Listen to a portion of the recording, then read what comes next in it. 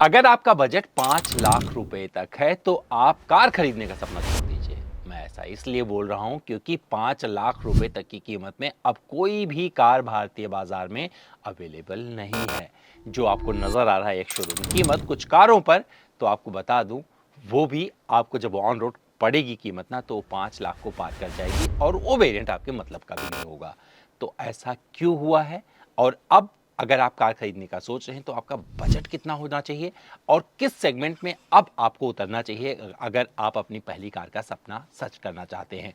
तो इस वीडियो में आपको बहुत कुछ बताने वाले हैं और बताने वाले हैं कि आखिर ऐसा क्या हुआ कि कारों की कीमतों में इजाफा हो गया है। तो चलिए शुरू करते हैं और आपके उन सारे डाउट को क्लियर करते हैं और आपको उस बजट का सपना भी दिखाते हैं जहां पर आप अपनी पहली कार का सपना पूरा कर सकते हैं। तो चलिए हो जाइए मेरे साथ, और अगर इस वीडियो को आप पहली बार देख रहे हैं तो चैनल को सब्सक्राइब करना ना भूलें, और अगर इस वीडियो को देख रहे हैं तो भैया लाइक करना ना भूलें यार। मुझे बार बार बोलने में मजा नहीं आता है क्योंकि आप मुझे प्यार करते हैं, इसलिए हम आपसे रिक्वेस्ट करते हैं कि हमारे वीडियोस को जरूर लाइक करिए। तो चलिए शुरू करते हैं इस इंपॉर्टेंट टॉपिक को और आपको बहुत कुछ बताते हैं इसके बारे में।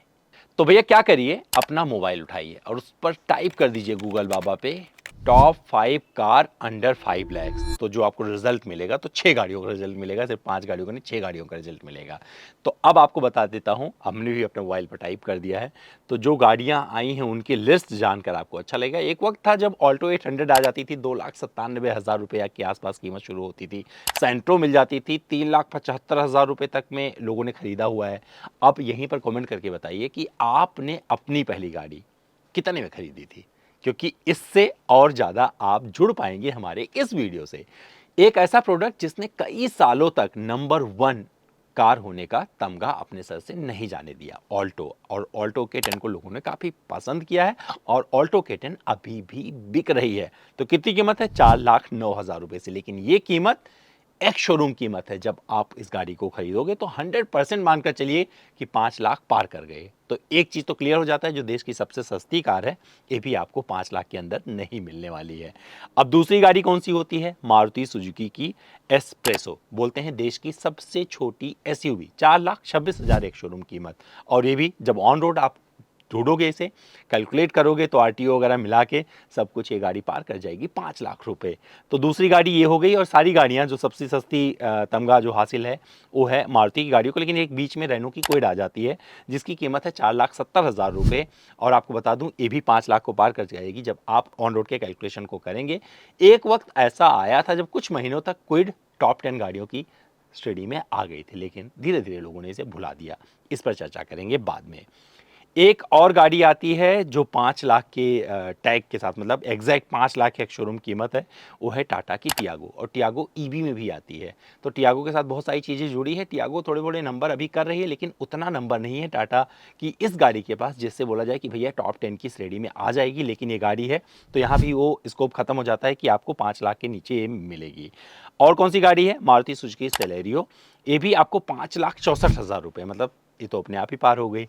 तो ये टॉप 6 कारें आपको मैं गिनवा रहा हूं। और एक मारुति सुजुकी इको आती है जिसकी कीमत 5,44,000 रुपये है। इको बनी थी और अभी भी बनी है, लोग इसे पसंद करते हैं। तो ये थी वो गाड़ियां जो आपको कहने के लिए, मतलब so called 5 lakh under 5 lakh बोल सकते हैं, जो कि एकदम से 5 लाख के अंदर नहीं आती हैं।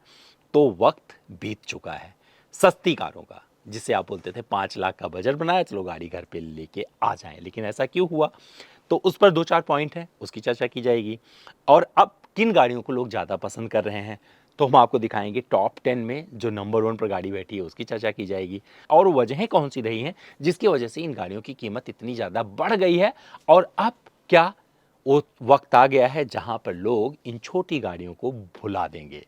तो चलिए वीडियो में बने रहिएगा क्योंकि यहाँ पर अभी ये चर्चा थोड़ी और दिलचस्प होने वाली है। इस खबर में आगे बढ़ने से पहले अब आपको एक आईना और दिखाते हैं कि इंडिया में जनवरी 2025 में सबसे ज़्यादा बिकने वाली टॉप 10 कारें कौन सी हैं। और वहाँ पर आप चौंक जाएंगे क्योंकि वैगनार सबसे ऊपर बैठी हुई है। तो नंबर 1 पे है वैगनार जिसने कुल बेची है 24,078 यूनिट, और काफ़ी बड़ा नंबर है। और दूसरे नंबर पर मारुति सुजुकी बलेनो 19,965।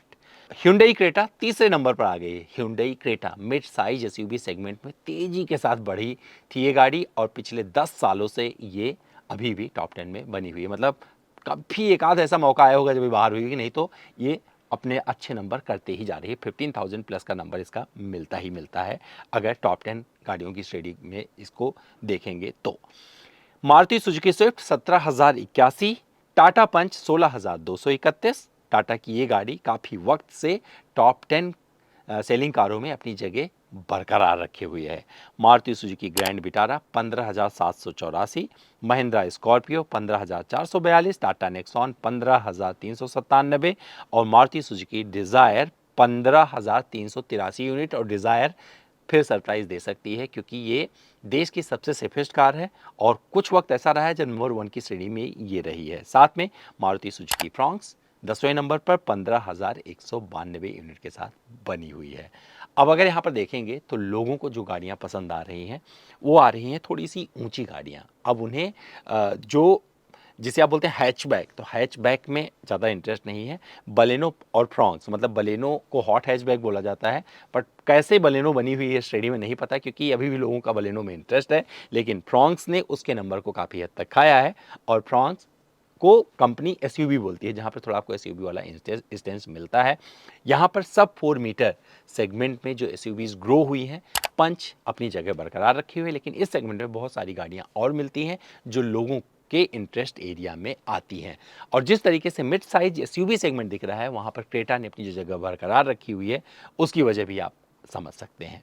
और अब इसके आगे जब आपको लेके चलेंगे तो बताएंगे कि भैया वजह क्या रही कि जो ये गाड़ियां इतनी महंगी हो गई हैं और अब आपको 5 लाख के नीचे कोई गाड़ी क्यों विकल्प के तौर पर नहीं मिलेगी। तो गाड़ियां 5 लाख के अंदर अवेलेबल क्यों नहीं है, उसकी वजह है जो नए नॉर्म्स आए हैं उसके तहत सेफ्टी फीचर मैटर करते हैं और बहुत सारी चीज़ें अपग्रेड करनी पड़ी हैं कंपनियों को, जिसके चलते गाड़ियों की कीमत को 5 लाख के नीचे रखना इम्पॉसिबल जैसा हो गया है। तो ये वजह सबसे बड़ी रही है जिसके लिए अब भूल जाइए कि 5 लाख के अंदर आपको कोई गाड़ी मिलेगी। हाँ, आपको 5 लाख के ऊपर जब जाएंगे तो कई सारे विकल्प मिल जाएंगे, जहां पर आपको हैचबैक भी मिलेगा, हॉट हैचबैक भी मिलेगा, एंट्री लेवल सेडान भी मिल जाएगी, सब कॉम्पैक्ट एसयूवी भी मिल जाएगी। तो ये सारी चीज़ें वहां पर आपको मिलने वाली है। तो ये चीज़ आपको क्लियर हो गया होगा क्योंकि जो नए मानक हैं, जो नई चीज़ें हैं, जो सेफ्टी फीचर्स, क्योंकि सेफ्टी फीचर्स लोगों के लिए मैटर भी करते हैं। अब लोग जब गाड़ी खरीदते हैं तो देखते हैं कि उनकी गाड़ी को ग्लोबल एनकैप में कितने स्टार मिले हुए हैं, और जिन गाड़ियों पर ग्लोबल एनकैप स्टार नहीं है ना, वो लोग सेफ नहीं मानते हैं। और यही वजह रही है कि टाटा ने काफ़ी तेज़ी के साथ ग्रो किया है। महिंद्रा के प्रोडक्ट ने काफ़ी अच्छे से अपने आप को पोजीशन किया है भारतीय बाजार में सेफ्टी के नाम पर। तो सेफ्टी सबके लिए मैटर करता है और करना भी चाहिए। तो जब आप गाड़ी खरीदने जाते हैं तो सेफ्टी पहला पैरामीटर होता है, क्योंकि आप चाहते हैं कि आपका परिवार आपकी गाड़ी में सेफ रहे, लेकिन इस सेफ्टी के चलते आपकी गाड़ियाँ हो गई हैं महंगी। तो वो ज़माने लग गए जब आपको 3 लाख रुपए में कार मिल जाया करती थी। तो भैया एक तो ये बात रही। दूसरी चीज़ आपको बता दूं, जो बैंकों की उदारवादी नीतियां हैं, जहां पर कोई सवाल नहीं पूछा जाता है और ऑलमोस्ट लोगों को कार लोन मिल जाता है, सबके उस पर जो है प्री अप्रूवल पड़ा होगा। जो कोई सेविंग अकाउंट वगैरह यूज़ करता है तो गाड़ी खरीदना बहुत आसान हो गया है। अगर आपके जेब में 50,000 60,000 रुपये भी हैं, तभी मान के चलिए आप 15 लाख रुपये 20 लाख रुपये तक की गाड़ी आप ले आएंगे ईएमआई करवा के। अब ये डिपेंड करता है कि आपकी प्रोफाइल कैसी है, सिबिल कैसा है, लेकिन बहुत इजी है कार लोन हासिल करना। लेकिन अब कुछ कड़ाइयाँ लगा रही हैं, क्योंकि जो बैंकों ने अपने लॉसेस बुक किए हैं उसके बाद में अब वो प्रोफाइल चेक करना शुरू कर चुके हैं, लेकिन इसका इम्पैक्ट आपको 4-5 महीने बाद देखने को मिलेगा अगर चीज़ें तुरंत दुरुस्त नहीं हो जाती हैं तो भैया बैंकों ने लोगों के लिए राह आसान कर दी। 2010 के बाद तो लोगों ने भर भर के गाड़ियां खरीदी हैं और इसका फ़ायदा क्या हुआ, ऑटोमोबाइल इंडस्ट्री को हुआ है, जहां पर लोगों ने अपने सपने को पूरा किया, पहली गाड़ी के सपने को पूरा किया। और अब लोगों की चाहत बढ़ गई है क्योंकि हर किसी की जो खर्च करने की क्षमता है वो बढ़ चुकी है, और इस वजह से लोग चाहते हैं उनके पास एक ऐसी गाड़ी हो जो एसयूवी माफिक हो। तो वहां पर जो ग्रोथ मिली है वो सब कॉम्पैक्ट एसयूवी सेगमेंट और मिड साइज एसयूवी सेगमेंट को मिली है, और ये सेगमेंट तेजी के साथ ग्रो हो रहा है और लोगों के सपने अब एसयूवी की ऊंचाई ले चुके हैं और लोग अब नहीं खरीदना चाहते हैं हैचबैक गाड़ियां। तो कंपनियों को लग रहा है कि भैया जब हैचबैक का ज़माना ही नहीं है तो इन पर ज़्यादा फोकस करने की ज़रूरत भी नहीं है।